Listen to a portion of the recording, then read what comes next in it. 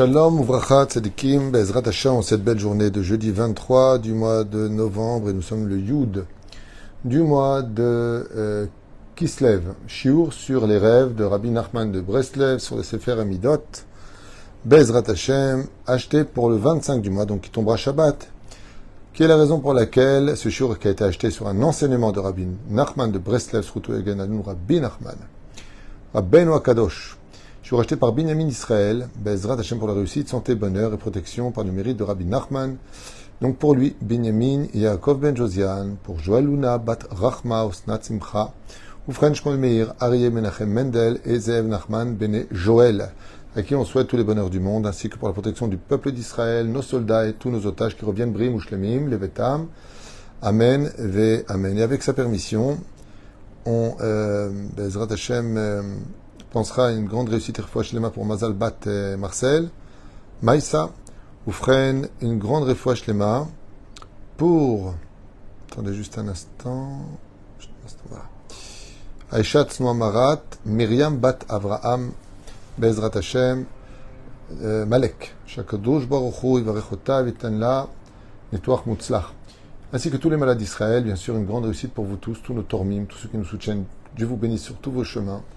Et on commence tout de suite ce shiur sur les rêves. Alors un sujet qui intéresse tout le monde, les rêves.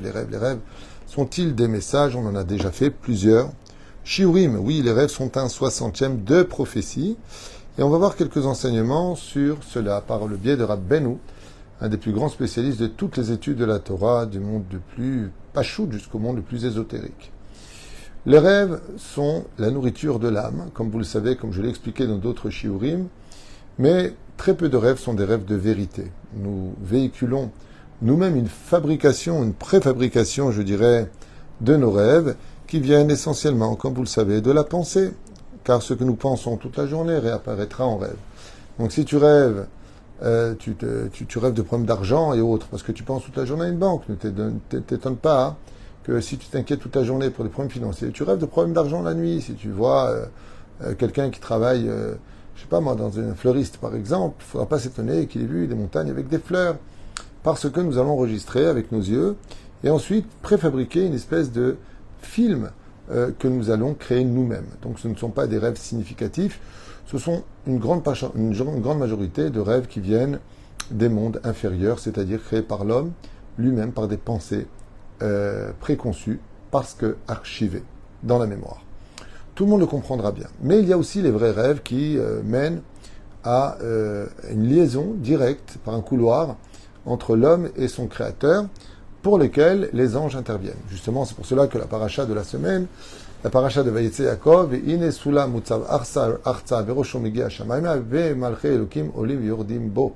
Le verset en hébreu nous dit que Yaakov fait un rêve avec une échelle, un couloir, un canal qui monte du bas vers le haut et dont le haut monte jusqu'au ciel, c'est pas pour rien que c'est dit, Hashamayma, et Malaché Elokim, des anges de Dieu montent et descendent.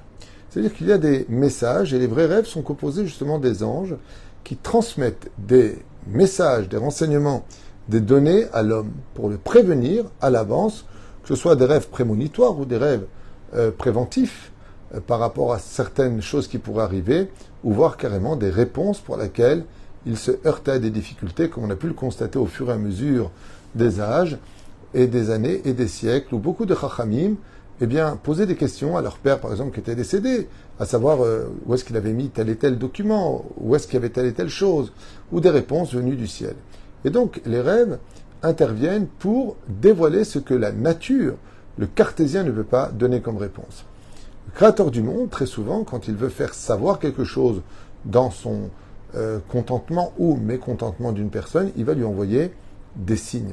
Très souvent, les rêves sont allusionnés, c'est-à-dire qu'ils font comprendre que telle et telle chose correspond à telle et telle chose. Alors aujourd'hui, on a beaucoup d'apprentis sorciers qui prennent des livres sur les rêves qui ne sont pas en réalité des références erronées. Ça vient du Talmud, surtout Masechet Brachot, qui nous dit que celui qui rêve d'un éléphant, celui qui rêve d'un singe, celui qui rêve d'une marmite, celui qui rêve d'un serpent, celui qui rêve... Donc il y a cette espèce de correspondance entre les animaux, les lieux, les éléments et les événements et leur signification. Mais ce n'est pas tout le temps ce que cela veut dire. Ça veut dire qu'il y a des règles générales et les exceptions à la règle. C'est pour cela que pour pouvoir interpréter des rêves, il faut être quelqu'un d'extrêmement sage et surtout avec un très bon cœur.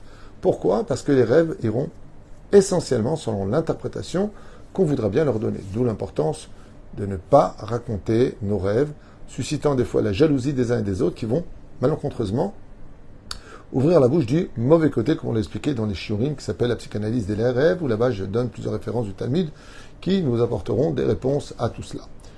Oufren, voyons maintenant ce que dit Rabbi Nachman, puisque c'est ce qui a été demandé, un enseignement de notre maître Rabbeinu Nachman Fega.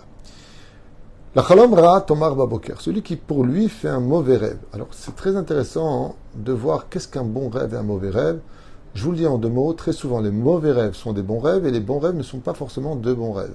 Ok? Quand tu vois quelqu'un qui vient par exemple, tu te vois mourir dans le rêve, c'est qu'en général on est en train de te dire qu'on te rajoute des jours de vie. Donc tu vois, ce que tu vois de ce côté-là vient dire exactement le contraire. Okay, il y a des rêves qui sont un petit peu bizarres, même à très érotiques, comme par exemple celui qui se voit en plein rêve aller avec sa propre sœur.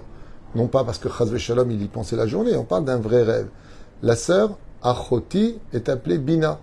Ça veut dire que quelqu'un qui se verrait éventuellement avec un esprit pur la journée, on ne parle pas de quelqu'un d'accès à ce genre de choses. Une personne qui est pure et qui se voit dans un espèce de rêve un peu romantique avec sa propre sœur, non, ça ne veut pas dire que tu es en train de faire des bêtises. C'est que dans la Torah, la sœur est considérée comme la bina. Donc on est en train de te dire qu'on va te rendre plus intelligent, on va te donner de la bina, de la distinction de l'intelligence, prochainement. Voilà ce que les choses veulent dire. Pas forcément telles que nous on les voit. C'est pour ça qu'il faut éviter de se projeter dans des « je suis inquiet, il va se passer ça, je le ressentais ». Tais-toi. Parce que ce qu'il y a plus de dramatique que ton propre rêve, c'est ton interprétation qui va donner vie à cette catastrophe. Et après, tu dis comme un imbécile, je le savais. Tu savais rien du tout, parce que c'est pas ce qui devait arriver. Mais ton interprétation lui a donné mauvaise augure.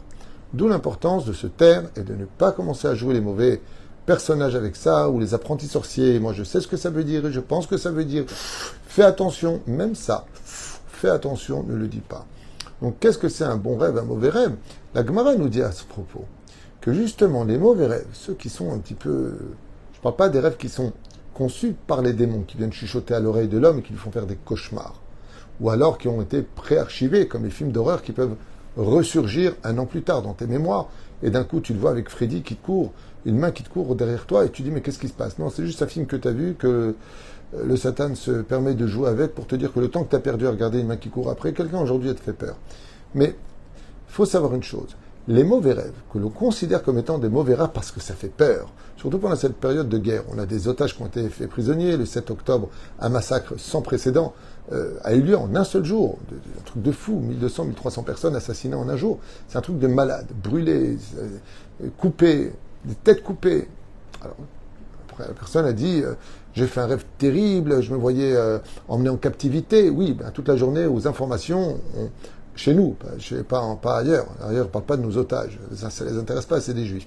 Je parle de chez nous, les juifs. On montre ces otages. On nous rappelle, comme le fait I24 entre autres, et les personnes qui sont concernées par le côté juif, qui peut-être intéressera certaines personnes en tout cas, on rappelle. Donc, on peut rêver de se voir emmené en captivité parce qu'on parle des otages. C'est-à-dire, on peut se voir envahi par les terroristes dans notre demeure. Ouais, j'ai rêvé, j'ai très peur. Ils vont rentrer par ici, ils vont rentrer par cela. Il faut faire très attention à ces rêves-là, car ils ne sont pas réels, ils n'ont aucune signification, mais par contre, tu peux leur donner vie si tu te la ramènes un peu trop. D'où l'importance de Azov. Les rêves, aujourd'hui, n'ont plus vraiment leur place dans leur signification dans l'absolu. Ceci étant, celui qui fait un mauvais rêve, son angoisse de ce rêve vient faire la réparation de ce qu'il devait réparer. Et les bons rêves vont donner de la joie, ce qui fait que ta joie, tu l'as déjà pris, tu viens d'annuler ce qui aurait pu arriver de bien. Comme ça dit la Gemara. D'où l'importance, Bezrat Hashem, de comprendre que quand tu fais un mauvais rêve et que tu t'en angoisses, cette angoisse vient faire la kappara, elle vient faire la réparation de ton problème. Et quand tu fais un bon rêve qui va te donner de la joie, ouais, je me suis vu, j'ai gagné l'auto, et j'étais super bien, j'ai acheté la voiture que je voulais. Cette joie que tu as déjà, tu la prends de la réalité que tu aurais pu avoir. Donc, prends du recul avec les rêves, ne te prends pas la tête avec ça, passe à autre chose. La chalom ra. Alors, ce que l'on considère comme étant un chalom ra, c'est vraiment un chalom qui te déstabilise.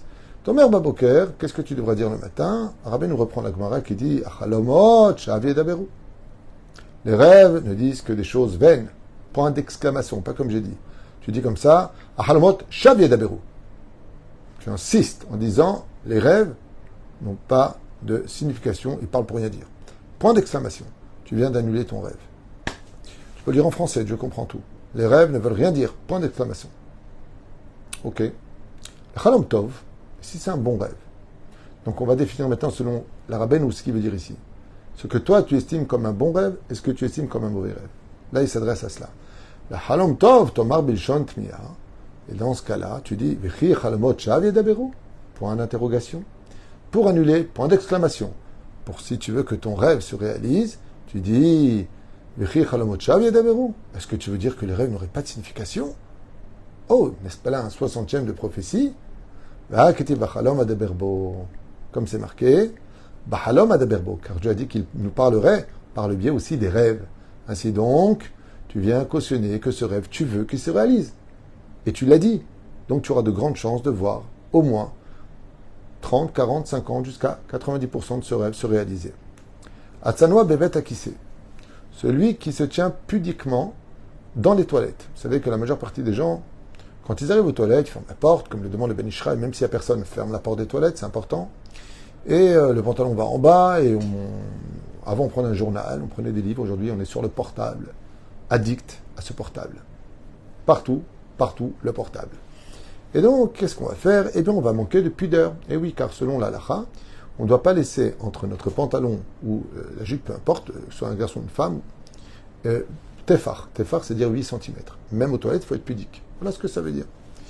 Et donc, qu'est-ce que ça vient engendrer? Rabbi Nachman nous apprend un chidouche. Celui qui est pudique même aux toilettes, chalomotav miyushavim alav, il comprendra ses rêves et ses rêves lui donneront des raisons. Ça veut dire que grâce à ce mérite de la pudeur, pour rendre compte combien la pudeur dans la Torah est prise en compte dans le monde d'en haut, combien Kadosh Baruch Hu punit violemment ceux qui ne sont pas pudiques, et combien est grand le salaire de ceux qui seront pudiques. J'ai expliqué pourquoi dans plusieurs cours la pudeur, pourquoi il faut s'habiller, pourquoi il faut être pudique. Il dit Miyushavim alav. Les rêves ne les dérangeront pas et il les comprendra. Al-Ledeh di Bourra, ou Al-Ledeh Tzadik met, toute personne qui dit de mauvaises paroles, ou qui parle d'un tzaddik de qui plus est qui n'est plus de ce monde, Marim Bachlamot Mevoalim, ne t'étonne pas de faire des rêves cauchemardesques. Donc si un jour vous posez la question, pourquoi, alors que vous ne regardez pas des films d'horreur, beaucoup de rêves vous font peur, vous m'avez limité vraiment, quelque chose que, c'est que vous parlez mal des uns et des autres, et surtout des rabbanim. Ici, met. Marim Chalmot Mevoalim.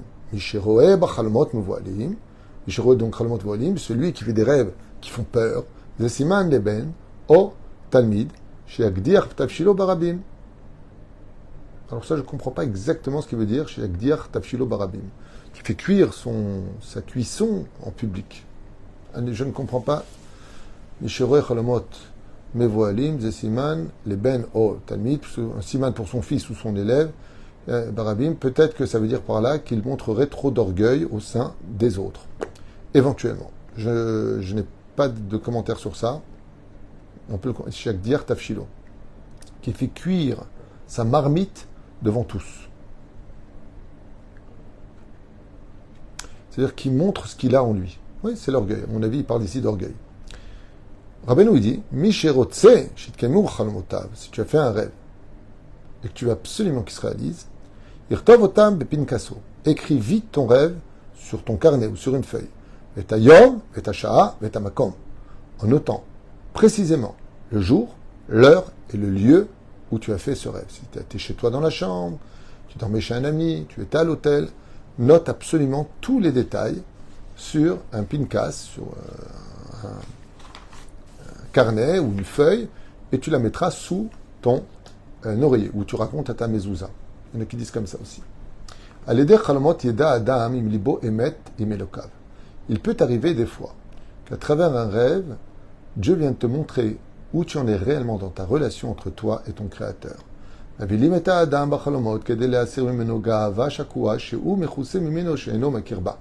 regarde ce magnifique ridouche de Rabbi Nachman qui dit des fois tu fais des rêves qui sont terribles pour que tu travailles un peu ton humilité, arrête de te prendre pour un Dieu. Rav, si on ne se souvient pas. Alors, c'est pas bien de ne pas se souvenir au moins de ses rêves une fois, au moins tous les 7 jours, dit la Gemara. Mais si on s'en souvient pas, comme il a dit une fois mon Rav, c'est que c'était pas important. Ceci étant, sachez une chose. Dans le domaine de la psychanalyse des rêves, quand on veut se rappeler d'un rêve, il faut prendre le temps de s'arrêter. Le problème qu'il y a, c'est qu'on court partout, on parle, on pense, et on veut se rappeler d'un rêve. C'est pas possible. Il est bon, quand on dit Modani Fanecha, de se faire un peu plus tôt, et de. Mais, mon Rav m'a toujours dit, t'inquiète pas, si tu te rappelles pas d'un rêve, c'est que c'était pas vraiment important. Mais, des fois, il arrive que l'après-midi, ou le soir, ou qu'un événement vienne à nous, et d'un coup, why? Ça me rappelle le rêve que j'ai fait. Dans ce cas-là, assieds-toi, essaie de te souvenir. Et si tu t'en souviens pas, ne t'inquiète pas, Dieu te renverra ce rêve pour que tu t'en souviennes. Il obtient tout ce qu'il veut, Dieu. Quand il veut, s'il veut, où il veut. Mais il nous laisse le libre arbitre de le rejoindre ou pas. Quand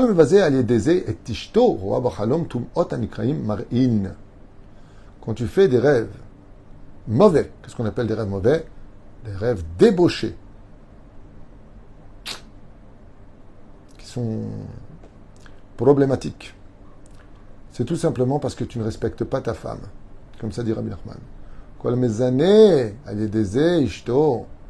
Tu fais de ta femme, tu fais des choses pas bien avec elle.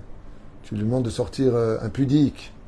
Comme quelqu'un m'a raconté quelque chose de terrible, terrible.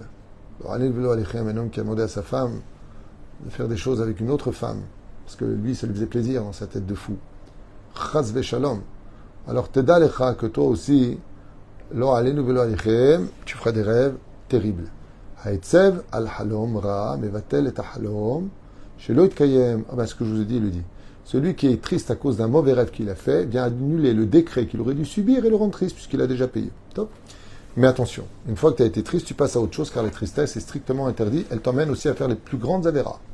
Plus grandes avérotes. Mishmer er beznut, gam ishto baal ide ir urim.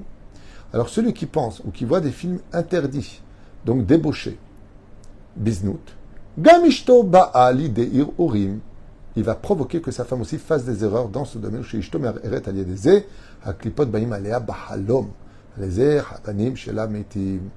Ouah. Alors la fin, elle n'est pas évidente.